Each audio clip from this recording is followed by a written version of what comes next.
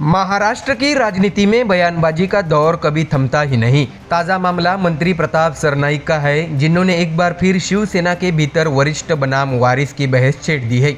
सरनाईक ने जमकर तीर चलाए सीधे उद्धव ठाकरे और संजय राउत की तरफ। बता दें कि प्रताप सरनाईक ने कहा है कि आज मैं जो भी हूँ वो सिर्फ और सिर्फ बाला साहेब ठाकरे की वजह से हूँ। उन्होंने मुझे मौका दिया, आशीर्वाद दिया, लेकिन उद्धव साहब ने क्या किया, अपने बेटे को मंत्री की कुर्सी पर बिठाया और बाकी सब सीनियर नेताओं को साइड कर दिया। बता दें कि सरनाईक यही नहीं रुके, उन्होंने दिवंगत नेता आनंद दिघे का मुद्दा उठाते हुए कहा है कि आनंद दिघे सिर्फ ठाणे जिले के नेता नहीं थे, बल्कि पूरे महाराष्ट्र के दिलों पर राज करते थे। वो 24 घंटे जनता की सेवा में लगे रहते थे। आज भी आम लोग उन्हें भगवान की तरह मानते हैं, और अगर ऐसे नेता के बारे में कोई गलत बयानबाजी करेगा तो ये महाराष्ट्र की संस्कृति और परंपरा के खिलाफ है। दर्शकों, यह सरनाईक का इशारा साफ साफ संजय राउत की तरफ था। बता दें कि संजय राउत के हालिया बयान पर पलटवार करते हुए सरनाईक ने कहा, राउत साहब जरा याद करिए, जब आपको बाला साहब ठाकरे ने राज्यसभा भेजा था तब क्या कोई और शिवसैनिक नहीं था? क्या उस वक्त आम कार्यकर्ता मौजूद नहीं थे? मगर नहीं, बाला साहब ने आपको सिंदूर लगाया और टिकट दिया, तभी आप आज इस पोजीशन पर है। तो दूसरों को सिंदूर लगाने की बात करने से पहले अपने इतिहास पर भी नजर डालिए। बता दें कि सरनाईक ने भी जोड़ा कि उन्हें भी बाला साहब ने सिंदूर फांसा था और आज वह विधायक से लेकर मंत्री तक बने, लेकिन मंत्री की कुर्सी तक पहुंचाने का श्रेय सिर्फ और सिर्फ एकनाथ शिंदे को जाता है। उन्होंने घर परिवार को साइड में रखकर कार्यकर्ताओं को आगे बढ़ाया। दर्शकों, बता दें कि प्रताप सरनाईक का यह सबसे बड़ा तंज उद्धव ठाकरे पर था। उन्होंने कहा, उद्धव सरकार में मैं सीनियर विधायक था, लेकिन मुझे मंत्री पद नहीं मिला। क्यों? क्योंकि उद्धव साहब ने अपने बेटे आदित्य ठाकरे को मंत्री बना दिया। यही तो फर्क है उद्धव और शिंदे में। उद्धव ठाकरे ने परिवारवाद को तरजीह दी, जबकि शिंदे ने असली कार्यकर्ताओं को मंच दिया। उन्होंने ये भी कहा है कि यही वजह है कि आज वे शिंदे की सराहना करते हैं। शिंदे साहब ने कभी बेटे, भाई और रिश्तेदारों को मंत्री नहीं बनाया। उन्होंने हमेशा मेहनती कार्यकर्ताओं को सम्मान दिया, और यही असली शिवसेना की पहचान है। तो वही दर्शकों, अपने बयान में सरनाईक ने एक बार फिर दिवंगत नेताओं के योगदान की याद दिलाई। जो लोग आज वक्तव्य दे रहे हैं, शायद उन्हें अंदाज़ा भी नहीं है कि आनंद दिघे जी ने इस जिले और इस राज्य के लिए क्या किया। उनकी सेवा, त्याग और लोगों के लिए समर्पण को शब्दों में नहीं बांधा जा सकता। ऐसे नेता पर अगर कोई उंगली उठाएगा तो हम चुप नहीं बैठेंगे। दरअसल सरनाईक के इस बयान ने एक बार फिर शिवसेना के भीतर दरार को उजागर कर दिया है। एक और उद्धव ठाकरे की विरासत और उनके बेटे आदित्य की एंट्री को लेकर सवाल खड़े हो रहे हैं। वहीं दूसरी तरफ एकनाथ शिंदे को कार्यकर्ताओं का असली नेता बताने की कोशिश हो रही है। यह बयान राजनीतिक हलकों में सिर्फ एक प्रतिक्रिया नहीं, बल्कि एक रणनीतिक हमला माना जा रहा है, क्योंकि जब भी उद्धव ठाकरे की विरासत और उनके फैसलों पर सवाल उठते हैं, सीधे सीधे वंशवाद बनाम कार्यकर्ता का मुद्दा गर्मा जाता है। ऐसे में दर्शकों, प्रताप सरनाईक का ये बयान आने वाले चुनावी मौसम में बहुत मायने रखता है। इसमें बाला साहेब ठाकरे और आनंद दिघे की याद दिलाना, इसमें तंज है संजय राउत को आईना दिखाना, और इसमें सीधा वार है उद्धव ठाकरे पर परिवारवाद का आरोप। ऐसे में राजनीति की इस स्क्रिप्ट में हीरो कौन बनेगा और विलन कौन ठहरेगा, ये तो आने वाला वक्त ही बताएगा। लेकिन इतना तय है कि प्रताप सरनाईक ने अपने तीखे बोलों से शिवसेना की सियासत में फिर से चिंगारी भड़का दी है। तो दर्शकों, फिलहाल इस खबर में इतना ही। देश और दुनिया की बाकी और खबरें देखने के लिए जुड़े रहिए हमारे चैनल MDR न्यूज़ के साथ। धन्यवाद। दिल्ली देश की राजधानी, यहाँ की हवा में कभी सियासत की गूंज होती है तो कभी डर की खामोशी। पिछले 1 साल से कुछ ऐसा ही हो रहा है। स्कूलों को बार बार बम से उड़ाने की धमकियां मिल रही है। बच्चे पढ़ाई करने जाए या नहीं, माता पिता अपने बच्चों को छोड़ते समय चैन से सांस ले या डर के साए में। और सबसे बड़ा सवाल, देश का प्रधानमंत्री आखिर इतने बड़े मसले पर चुप क्यों है? नमस्कार दर्शकों, MDR न्यूज़ में आपका स्वागत है। आम आदमी पार्टी के राष्ट्रीय संयोजक और दिल्ली के पूर्व मुख्यमंत्री अरविंद केजरीवाल ने अब इस मुद्दे को जोरदार तरीके से उठाया है। उन्होंने प्रधानमंत्री नरेंद्र मोदी को सीधा कटघरे में खड़ा कर दिया। केजरीवाल ने सोशल मीडिया पर लिखा, प्रधानमंत्री जी कुछ तो कीजिए। 140 करोड़ लोगों का प्रधानमंत्री इतना बेबस क्यों है? क्या आपसे कुछ भी संभल नहीं रहा है? भाई साहब, यह सवाल सिर्फ राजनीति का नहीं है, बल्कि उन लाखों परिवारों की धड़कन है जो रोज अपने बच्चों को स्कूल भेजते हैं और वापस आने तक भगवान से दुआ करते हैं। बता दें कि शनिवार यानी 20 सितंबर को फिर वही पुराना डर लौट आया। दिल्ली के अलग अलग इलाकों के स्कूलों में धमकी भरे ईमेल पहुंचे, बम लगा दिया है, स्कूल को उड़ाने वाले हैं। बस फिर क्या था, अफरा तफरी मच गई। नजफगढ़ का Krishna model public school, Qutub Minar के पास सर्वोदय सीनियर सेकेंडरी स्कूल और द्वारका का DPS, सभी जगहों पर पुलिस, बम निरोधक दस्ते और सुरक्षा एजेंसियों का बड़ा जमावड़ा लग गया। बच्चों को तुरंत घर भेजा गया। पेरेंट्स की आंखों में डर साफ दिख रहा था। फोन की घंटियां लगातार बज रही थी, बच्चे सुरक्षित है या नहीं, और आखिर में कुछ मिला नहीं। यानी हर बार की तरह धमकी झूठी निकली, लेकिन डर असली था। दर्शकों, ऐसे में जानकारी दे कि इस माहौल को देखते हुए अरविंद केजरीवाल ने एक और पोस्ट किया। उन्होंने लिखा है कि दिल्ली के स्कूलों को बार बार बम धमकी मिल रही है, हर बार अफरा तफरी मचती है, स्कूल बंद होते हैं, बच्चे और अभिभावक दहशत में रहते हैं। लेकिन पिछले 1 साल में न कोई पकड़ा गया, न कोई ठोस कार्रवाई हुई। 4 इंजन वाली बीजेपी सरकार राजधानी की सुरक्षा तक नहीं संभाल पा रही है। माता पिता रोज डर में जी रहे हैं। आखिर ये कब तक खत्म होगा? दर्शकों, बता दें कि केजरीवाल का यह हमला सीधा दिल्ली पुलिस और केंद्र सरकार पर है, क्योंकि दिल्ली की सुरक्षा का जिम्मा पूरी तरह केंद्र के पास है। यानी अगर स्कूल असुरक्षित है तो सवाल सीधे PM और गृह मंत्रालय से ही होगा। दर्शकों, बता दें कि दिल्ली में बीजेपी की सरकार है, लेकिन LG, दिल्ली पुलिस, केंद्र की एजेंसियां सब केंद्र सरकार के कंट्रोल में है। केजरीवाल ने तंज कसते हुए कहा है कि 4 इंजन वाली सरकार मतलब PM Modi, LG, Delhi police और केंद्र, ये चारों मिलकर भी राजधानी की सुरक्षा सुनिश्चित नहीं कर पा रहे हैं। सोचिए, 1 साल से बच्चे डर में जी रहे हैं, पेरेंट्स दहशत में हैं, और अभी तक न कोई किसी अपराधी का पता चला, न ही इन मेल्स के पीछे की साजिश का खुलासा। आखिर ये खामोशी क्यों है? तो दर्शकों, अब यहाँ 2 बड़े सवाल खड़े होते हैं। एक, अगर धमकियाँ झूठी है तो लगातार 1 साल से यह सिलसिला क्यों चल रहा है? और सच में अगर कोई साजिश है तो अभी तक कोई पकड़ा क्यों नहीं गया? यानी या तो सरकार बेबस है या फिर लापरवाह। दोनों की सूरतों में जनता परेशान है। बता दें कि धमकी मिलते ही दिल्ली पुलिस और बम निरोधक दस्ते सक्रिय हो जाते हैं। जांच होती है, तलाशी होती है, लेकिन नतीजा वही, कुछ नहीं मिला। सुरक्षा एजेंसियां दावा करती है कि वे सतर्क है, लेकिन लोगों का भरोसा तभी लौटेगा जब अपराधी पकड़े जाएंगे, वरना यह ईमेल वाला आतंक बच्चों की मासूमियत को हर दिन डरा रहा है। बता दें कि दिल्ली देश का दिल है, लेकिन जब राजधानी के स्कूल ही सुरक्षित नहीं दिखते तो बाकी मुल्क क्या सोचेगा? यही कारण है केजरीवाल की पोस्ट सोशल मीडिया पर खूब वायरल हो रही है। लोग पूछ रहे हैं, प्रधानमंत्री जी अगर बच्चों को ही सुरक्षा नहीं दे सकते तो बाकी लोगों का क्या होगा? बता दें कि अभी तक कोई बम नहीं मिला है, न कोई संदिग्ध, लेकिन धमकी देने वाले का हौसला लगातार बढ़ रहा है, और जब तक उसे पकड़कर सख्त सजा नहीं दी जाएगी तब तक यह खेल ऐसे ही चलेगा। तो दर्शकों, कहानी साफ है। एक तरफ बच्चे और माता पिता है जो हर दिन डर में जी रहे हैं, दूसरी तरफ है सरकार जो अभी तक किसी ठोस नतीजे तक नहीं पहुंच पाई, और तीसरी तरफ है राजनीति। यहाँ नेता सवाल पूछ रहे हैं, आरोप प्रत्यारोप चल रहे हैं, लेकिन असली सवाल यही है, क्या हम अपने बच्चों को सुरक्षित माहौल नहीं दे सकते? क्या प्रधानमंत्री, गृह मंत्री और पूरी सुरक्षा एजेंसियां मिलकर भी एक ईमेल के आतंक को खत्म नहीं कर सकते? ऐसे में दिल्ली के स्कूलों में पढ़ाई कब तक इस डर के साए में चलेगी? यही है असली राष्ट्रीय प्रश्न। तो दर्शकों, फिलहाल इस खबर में इतना ही। देश और दुनिया की बाकी और खबरें जानने के लिए जुड़े रहिए हमारे चैनल MDR न्यूज के साथ। धन्यवाद। महाराष्ट्र की राजनीति का पारा एक बार फिर चढ़ गया है।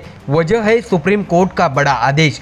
राज्य में सभी स्थानीय निकाय चुनाव 31 जनवरी 2026 तक पूरे करने होंगे।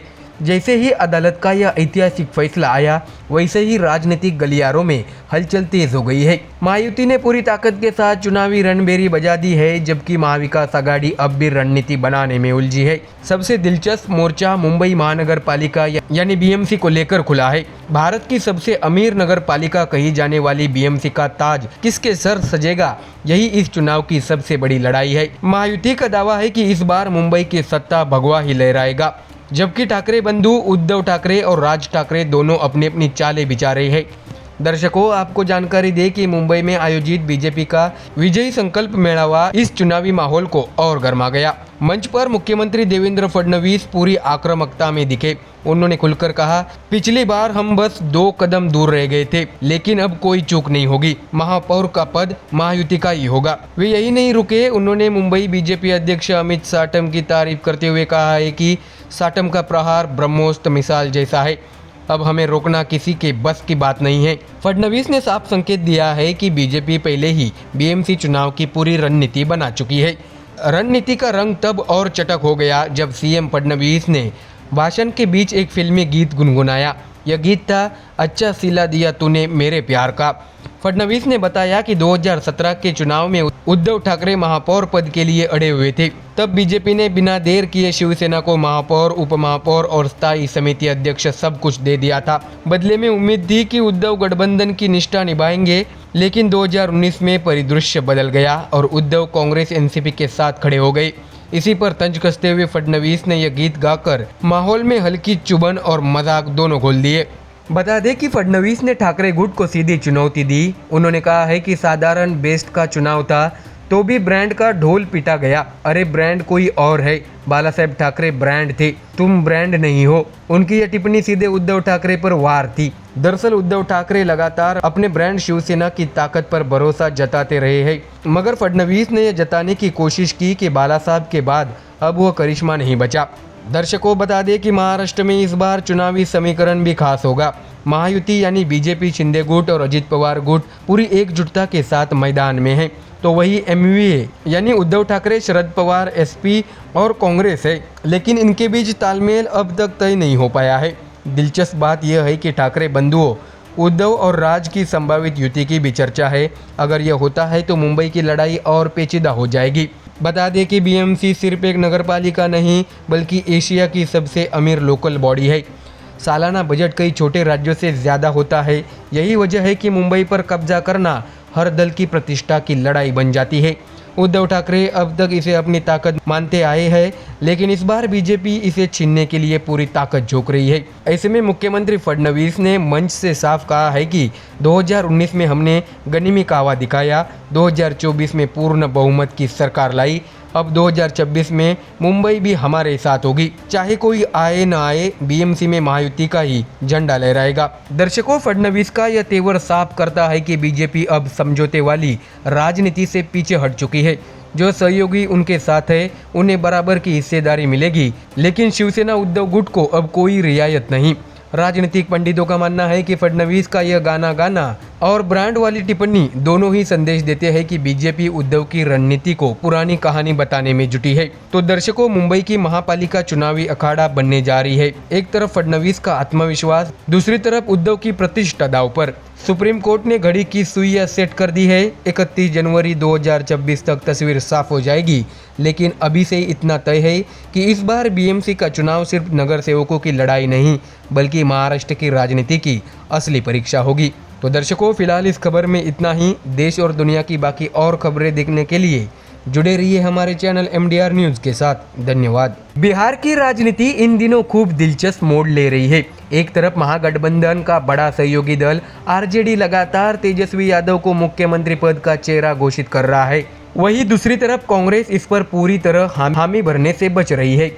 मामला सिर्फ चेहरे का ही नहीं बल्कि सीटों की साझेदारी का भी है। कांग्रेस अब की बार 70 सीटों की मांग पर अड़ी हुई है। उधर आरजेडी भी दबाव की राजनीति में पीछे नहीं है। दर्शकों, आपको जानकारी दे कि सबसे ज्यादा चर्चा औरंगाबाद की कुटुंबा विधानसभा सीट को लेकर हो रही है। यहाँ कांग्रेस के प्रदेश अध्यक्ष और मौजूदा विधायक राजेश राम अपनी पकड़ मजबूत करने में जुटे हैं, लेकिन उसी सीट पर आरजेडी ने चुपचाप अपनी चाल चलनी शुरू कर दी है। पार्टी के वरिष्ठ नेता और पूर्व विधायक सुरेश पासवान खुले तौर पर दावा ठोक चुके हैं। संकेत साफ है, अगर यह सीट कांग्रेस के खाते में जाती है तो पासवान या तो आरजेडी प्रत्याशी बन सकते हैं या फिर निर्दलीय उम्मीदवार बनकर कांग्रेस को सीधी टक्कर देंगे। ऐसे में राजनीतिक गलियारों में सवाल उठ रहा है कि क्या आरजेडी सचमुच कुटुंबा सीट को अपने हिस्से में लेना चाहती है, और अगर हाँ तो क्या यह कदम कांग्रेस की ताकत को कमजोर करने की सोची समझी रणनीति है। दर्शकों, जानकारी दे कि 13 सितंबर को कुटुंबा में कांग्रेस अध्यक्ष राजेश राम ने महागठबंधन की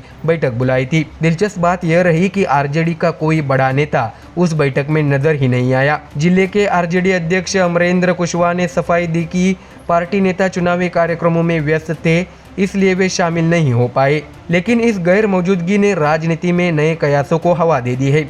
बता दें कि उधर आरजेडी नेता सुरेश पासवान ने कहा है कि उन्हें तो इस बैठक में बुलाया ही नहीं गया। इस पर उन्होंने तीखी प्रतिक्रिया भी दी।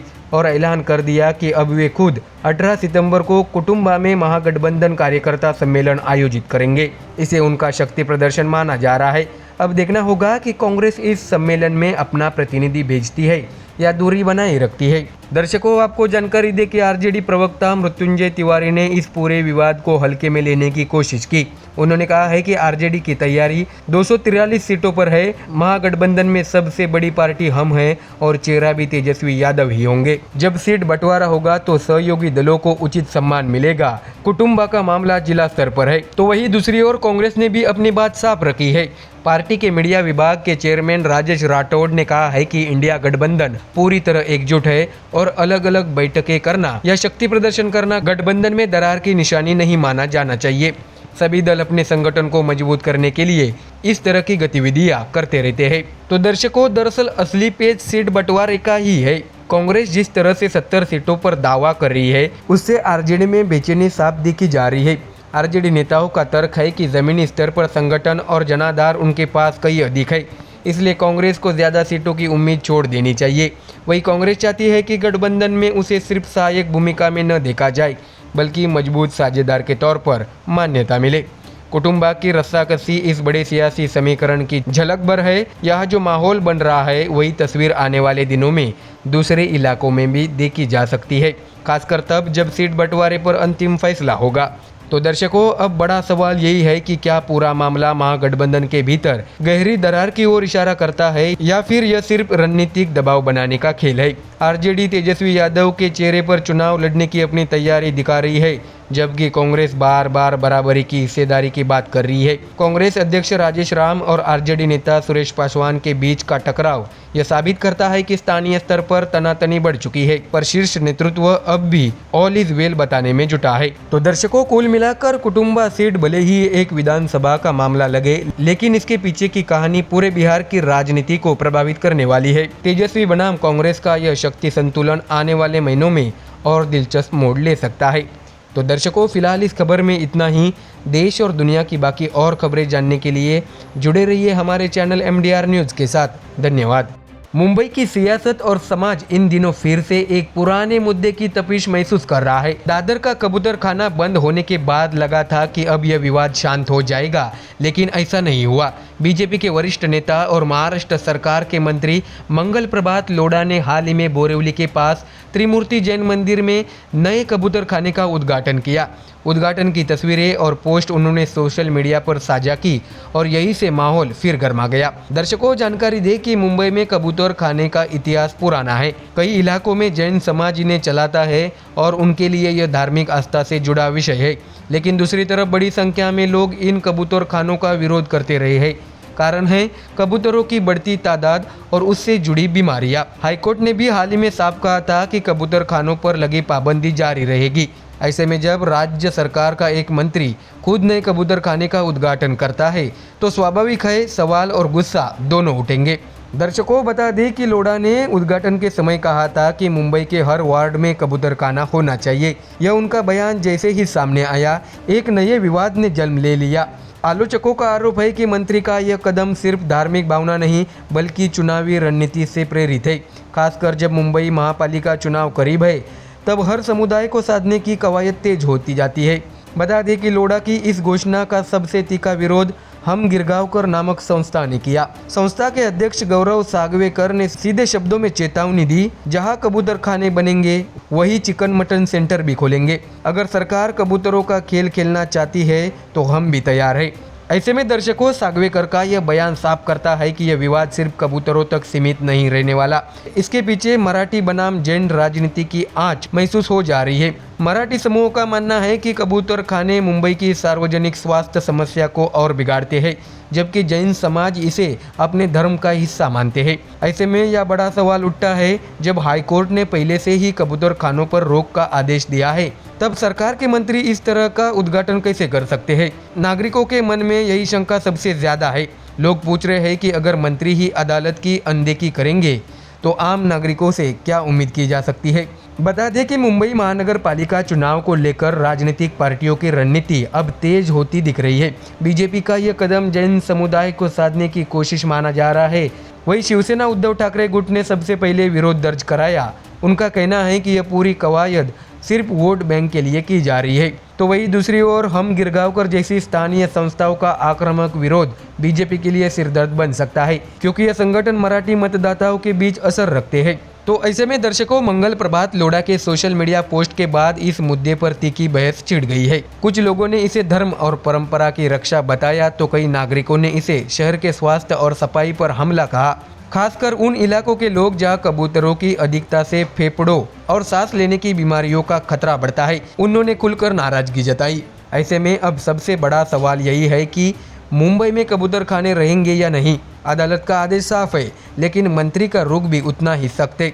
लोढ़ा ने स्पष्ट कर दिया है कि कबूतर खाने रुकने वाले नहीं हैं। वही हम गिरगांवकर संस्था ने अपनी लड़ाई को आक्रामक बनाने की तैयारी शुरू कर दी है। अगर आने वाले दिनों में यह विवाद और भड़कता है तो इसका सीधा असर चुनावी राजनीति पर पड़ेगा।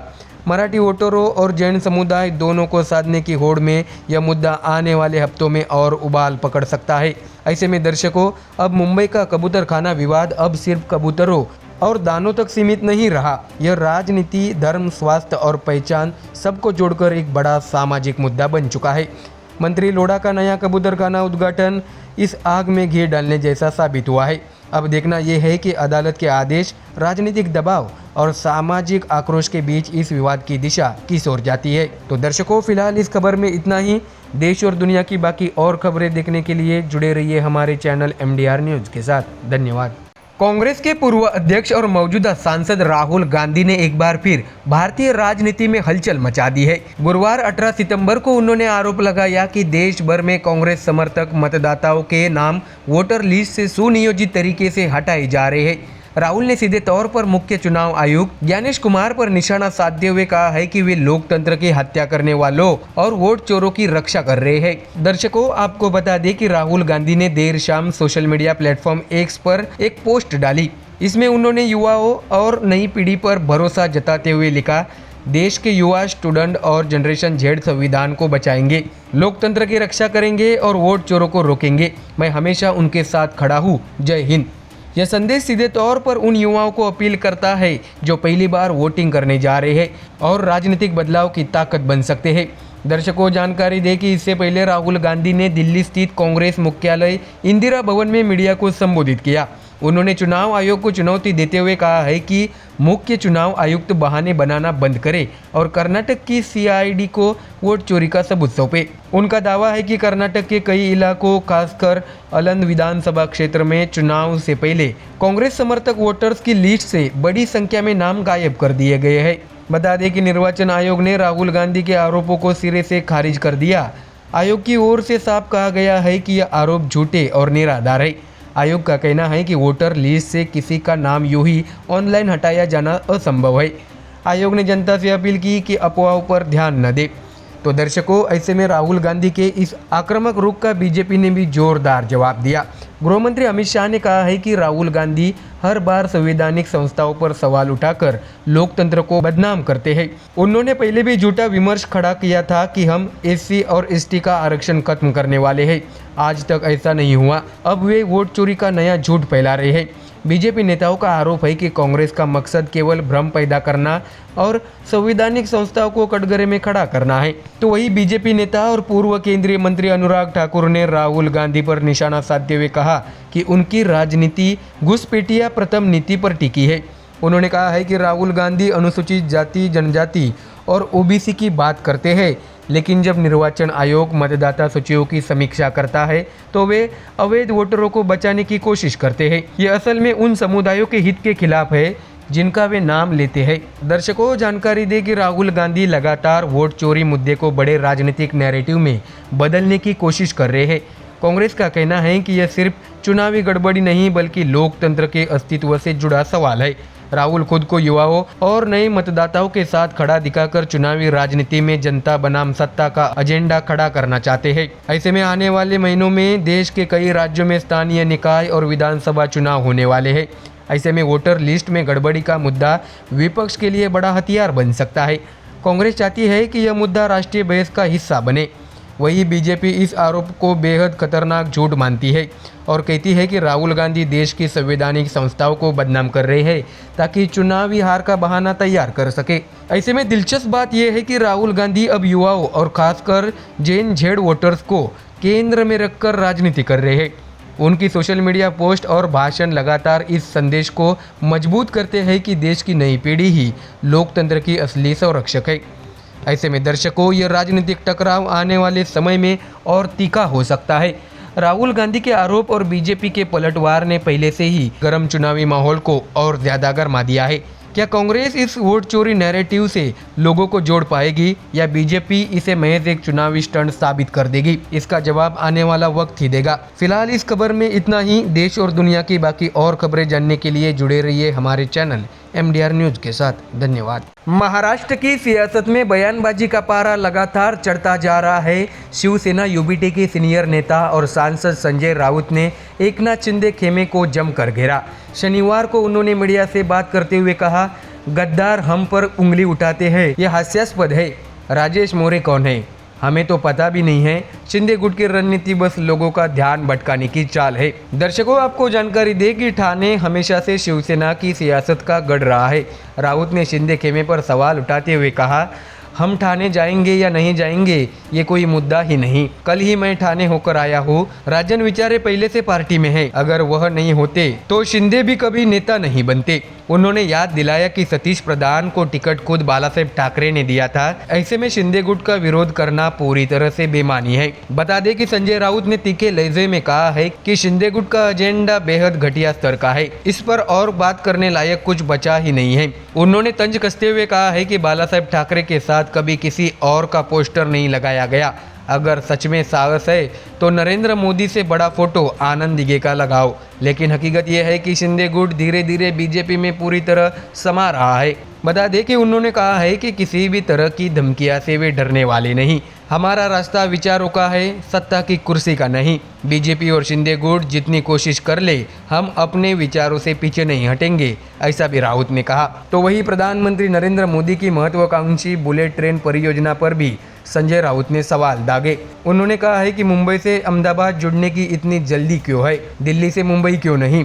हमने बुलेट ट्रेन की मांग कभी की ही नहीं थी। ये प्रोजेक्ट महाराष्ट्र के लोगों की प्राथमिकता नहीं है। पहले मुंबई के ट्रैफिक और मूलभूत सुविधाओं पर ध्यान दीजिए। इसके साथ ही संजय राउत ने मंत्री शंभूराज देसाई को भी आड़े हाथों लिया। उन्होंने कहा है कि आप खुद गद्दार है और आनंद दिघे जैसे सम्मानित नेता के खिलाफ आंदोलन कर रहे हैं।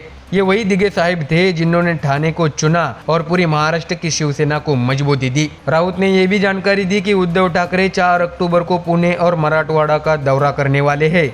उन्होंने इशारों में कहा है कि आने वाले हफ्तों में महाराष्ट्र की राजनीति में कई नई हलचलें देखने को मिलेंगी। तो वही देवेंद्र फडणवीस और राज ठाकरे की मुलाकातों पर भी राउत ने टिप्पणी की है। उन्होंने कहा है कि ये सब सियासी तनाव पैदा करने की चालें हैं। महाराष्ट्र की जनता इन खेलों को समझती है। तो वही इसके साथ ही संजय राउत ने बीजेपी विधायकों के व्यवहार पर सवाल उठाए हैं और कहा है कि वे विधानसभा की मर्यादा भूल चुके हैं। विधानसभा के भीतर मारपीट करने वाले नेता हमें लोकतंत्र का पाठ पढ़ा रहे हैं। असलियत यह है कि बीजेपी और शिंदे गुट अब धीरे धीरे एक ही हो गए हैं। ऐसे में अंत में संजय राउत ने दोहराया कि शिवसेना UBT अपने विचारों और मूल्यों पर अड़िग है। हम सत्ता की लालच में कभी अपने सिद्धांत नहीं बेचेंगे, चाहे कितनी भी साजिशें हो। उद्धव ठाकरे की शिवसेना अपने रास्ते से नहीं हटेगी। तो दर्शकों, संजय राउत का यह हमला साफ दिखाता है कि महाराष्ट्र की राजनीति आने वाले दिनों में और भी गर्माएगी। ठाणे से लेकर मुंबई और पुणे तक शिवसेना UBT और शिंदे गुट की टकराहट रुकने वाली नहीं। बीजेपी का साथ शिंदे को मजबूती जरूर देता है, लेकिन राउत के तेवर बताते हैं कि विपक्ष भी पूरी तैयारी में है। तो दर्शकों, फिलहाल इस खबर में इतना ही। देश और दुनिया की बाकी और खबरें देखने के लिए जुड़े रहिए हमारे चैनल MDR न्यूज के साथ। धन्यवाद। लोकसभा में नेता प्रतिपक्ष राहुल गांधी का हर बयान अब सीधे सियासी हलचल पैदा करने लगा है। इस बार उन्होंने अपने ताजा आरोपों और जैन जी को लेकर कही गई अपनी टिप्पणी से एक नई बहस छेड़ दी है। बीजेपी ने तुरंत पलटवार किया और मुख्यमंत्री देवेंद्र फडणवीस ने तो राहुल को माओवादी सोच वाला तक कह दिया। लेकिन दिलचस्प मोड़ तब आया जब शिवसेना UBT और NCP शरद पवार गुट राहुल गांधी के बचाव में डटकर सामने आ गए। दर्शकों बता दें कि एनसीपी शरद पवार गुट की नेता और सांसद सुप्रिया सुले ने मीडिया से बातचीत करते हुए कहा है कि राहुल गांधी ने जो सवाल उठाया है वह किसी राजनीतिक पार्टी पर सीधे हमला नहीं है। उनका इशारा साफ तौर पर चुनाव आयोग की ओर है। सुले ने तीखे अंदाज में कहा, अगर राहुल गांधी ने डेटा पेश किया है तो उसका जवाब चुनाव आयोग को देना चाहिए। यह संस्था स्वतंत्र है और उसे ही बताना चाहिए कि राहुल के आरोपों में कितनी सच्चाई है। बीजेपी या अन्य दलों को क्यों इतनी चिंता हो रही है। सुले ने यह भी जोड़ा कि एक सशक्त लोकतंत्र में हर नेता को अपनी बात रखने का हक है। ऐसे में राहुल गांधी के बयानों को विपक्ष पर हमला मानना सरासर गलत है। तो वही दर्शकों आपको जानकारी दे कि मुख्यमंत्री देवेंद्र फडणवीस के उस बयान पर भी सुप्रिया सुले ने पलटवार किया, जिसमें उन्होंने राहुल गांधी को माओवादी सोच वाला करार दिया था। उन्होंने कहा, राहुल गांधी ने जैन जी की बात की है, यानी नई जनरेशन की। इसमें माओवादी कहाँ से आ गया। मुख्यमंत्री का यह बयान न सिर्फ बेवजह है बल्कि हास्यास्पद भी है। सुले ने साफ कहा है कि बीजेपी नेताओं को राहुल गांधी के हर बयान को तोड़ मरोड़ कर पेश करने की आदत हो गई है, लेकिन जनता अब सब समझ रही है। तो वही शिवसेना यूबीटी के नेता और राज्यसभा सांसद संजय राउत ने भी राहुल गांधी का बचाव करते हुए बीजेपी पर सीधा हमला बोला। उन्होंने कहा है कि राहुल गांधी आज लोकसभा में विपक्ष के नेता है। यह कोई साधारण पद नहीं बल्कि संवैधानिक जिम्मेदारी है। उनमें वह साहस है जो हमारे प्रधानमंत्री में नहीं है। सैकड़ों पत्रकारों के सामने खड़े होकर लगातार प्रेस कॉन्फ्रेंस करना कोई मामूली बात नहीं, यह उनकी बहादुरी दिखाता है। राउत ने आगे कहा है कि राहुल गांधी बार बार अपने तर्कों और सबूतों के साथ जनता के सामने चुनाव आयोग की कार्यप्रणाली पर सवाल उठा रहे हैं। गुरुवार को हुई उनकी प्रेस कॉन्फ्रेंस उसका ताज़ा उदाहरण है, जिसमें उन्होंने विस्तार से बताया कि किस तरह से एक खास वर्ग के वोट सूचियों से हटाए गए।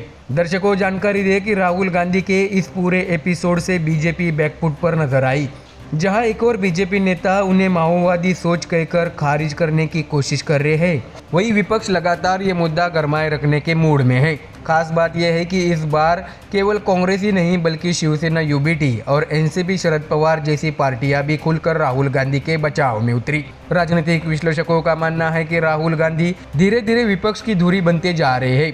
उनके बयानों से बीजेपी को जवाब देना ही पड़ रहा है और जब सहयोगी दल भी उनके साथ खड़े हो तो माहौल और दिलचस्प हो जाता है। तो दर्शकों पूरा विवाद अब सीधे चुनाव आयोग पर आकर टिक गया है। सुप्रिया सुले के शब्दों में यह बीजेपी बनाम कांग्रेस की लड़ाई नहीं है, यह लोकतंत्र की पारदर्शिता और निष्पक्षता का सवाल है।